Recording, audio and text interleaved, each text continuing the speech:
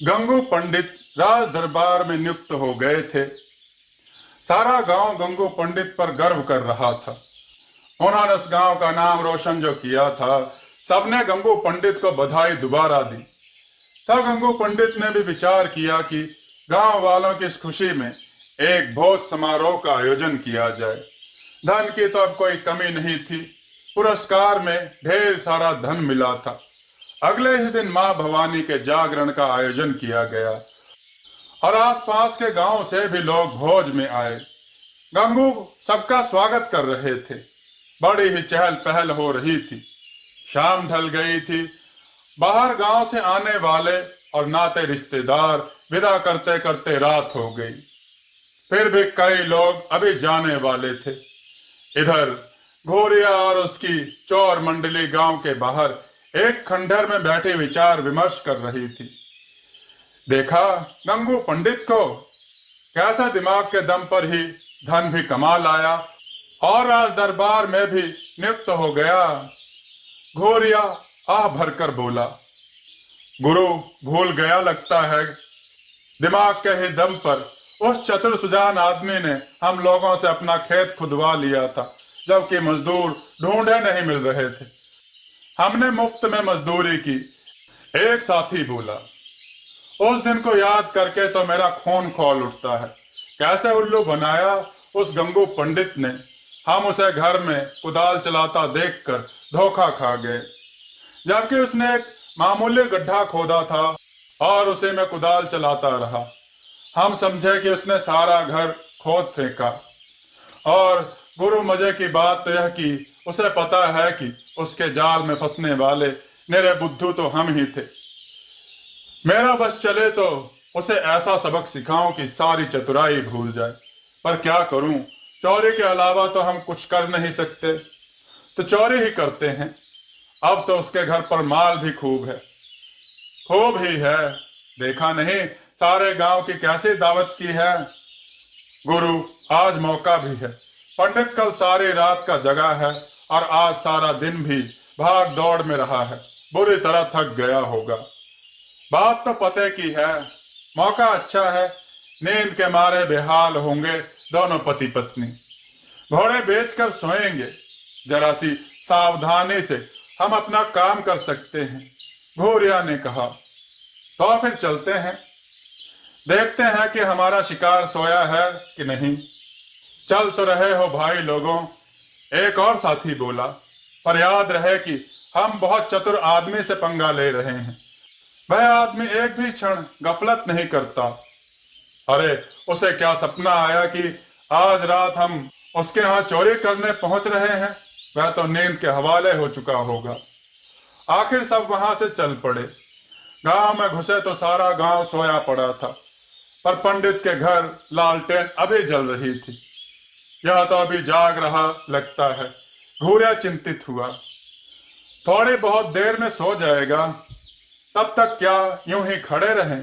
किसी ने देख लिया तो मारे जाएंगे। ऐसा करते हैं, चलकर पंडित के फुलवारी में छुप जाते हैं। वहां से उसके घर की आवाजें भी सुनाई पड़ती हैं। सब जने उस फुलवारी में जा छुपे। फूल की घनी क्यारी थी। सब वहीं छुपकर बैठ गए। पंडित के घर से अभी भी बातचीत करने की आवाजें आ रही थी। आप भी यहीं आराम करें मास्टर जी। पंडित जी की आवाज आई। हम लोग भी चलते हैं। आप 2 दिन से थके हुए हैं। आप भी यहीं पर आराम कीजिए सब लोग। पंडित जी की फिर आवाज आई। अरे नहीं, जरा दूर तो जाना है। अच्छा, अब आज्ञा दें। फिर पंडित और एक व्यक्ति घर से बाहर निकले। उस व्यक्ति को घूरिया और उसके साथी पहचानते थे। वह पड़ोस के गांव का मास्टर गणेश था। पंडित का परम मित्र था। पंडित ने कुछ दूर तक जाकर अपने मित्र को विदा किया और घर की तरफ लौटे। अचानक वह ठिठक गए। उन्होंने फुलवारी में हलचल महसूस कर ली थी। फिर वह दरवाजे पर पहुंचे। अजी सुनती हो? वह उच्च स्वर में बोले। क्या है जी? अंदर से पत्नी की आवाज आई। आप सब चले गए हैं? पंडित जी कहकर गए हैं, ग्रह दोष निवारण तभी करना जब घर में हम पति पत्नी और भानु ही हो। वह बोले, कैसा ग्रह दोष, कैसा निवारण। पत्नी अचकचाई, अरे भगवान, बड़ी जल्दी भूलती हो। लगता है 2 दिन की थकान ने तुम्हें भुलक्कड़ बना दिया है। जल्दी करो, एक दिन से कमर सीधी नहीं की और तुम्हें मजाक सूझ रहा है। यह मजाक नहीं है, हमारे ग्रह में कुछ दोष आ गया है। मिश्रा जी ने मुझे बताया है, अब उनकी बात तो झूठी नहीं हो सकती। थकी हारी पत्नी मुनमुनाकर अंदर गोबर लेपने वाली मिट्टी का ढेर था, उसने बहुत से ढेले पल्लू में लिए और पंडित के पास डाल दिए। पंडित ढेले उठा उठाकर फुलवारी में फेंकने लगे, साथ ही साथ वह अपना मंत्र भी पढ़ रहे थे। चांद चांदनी चंद्र चकोर, बड़ा हर लेओ माखन चोर। अंतिम शब्द चोर को वह बहुत उच्च स्वर में बोलते थे। उधर घूरिया और उसकी चोर मंडली मुसीबत में थी। बेचारे बिना हिले डुले ढेलों का शिकार बन रहे थे। अपने सिरों को घुटनों में दबाकर अपनी पीठ पर उस प्रकोप को सह रहे थे। अब बस भी करो, पंडिताइन झल्लाकर बोली। क्यों, अभी तो 25 भी पूरे नहीं हुए, जाकर ढेले लाओ। पंडित निर्विकार भाव से बोले, दया करो पंडित जी, मेरी सारी देह दुख रही है, लगता है चक्कर आ जाएंगे, आप मुझे सोने दो। सोने दो? अरे तुम्हारा दिमाग खराब है, घर पर ग्रहों की वक्र दृष्टि है और तुम्हें सोने की सूझ रही है। कैसी वक्र दृष्टि, सब तरह तो चैन है। तुम ढेले लाती हो या नहीं? नहीं लाती, तुम्हारी सनक के लिए मैं अपनी जान नहीं दूंगी। मुझे ही पता है कि कैसे खड़ी हूं।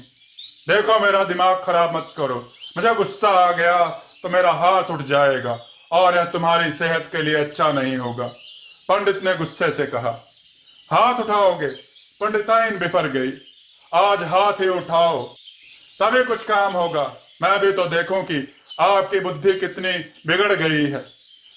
जरा राज दरबार में वाह वाह क्या हुई, तुम तो पगला गए। मुझे पागल कहती हो? अभी ठहरो। फिर तो पंडित और उनकी पत्नी में रात में ठन गई। दोनों जोर जोर से झगड़ने लगे। इतनी तेज आवाजें हुई कि गांव भर के लोग जाग गए। लोग दौड़ दौड़ कर उनके घर की ओर आए। क्या हुआ पंडित जी, इतनी रात गए, क्या झगड़ा है? झगड़ा? पंडिताइन बोल पड़ी, इनका दिमाग फिर गया है। भाई लोगों, गलती सरासर इसकी ही है, पंडित बोले। मेरे? हाय राम, कैसा झूठ बोल रहे हो? सुनो भाइयों, पंडित जी ने कहा, मैं ग्रह दोष के लिए पंडित जी के बताए अनुसार 108 ढेले चंद्रमा की ओर उछाल रहा हूं। ये बेचारी अंदर से ढेले ला रही थी, अभी 50 ढेले भी नहीं लाई थी कि थक गई।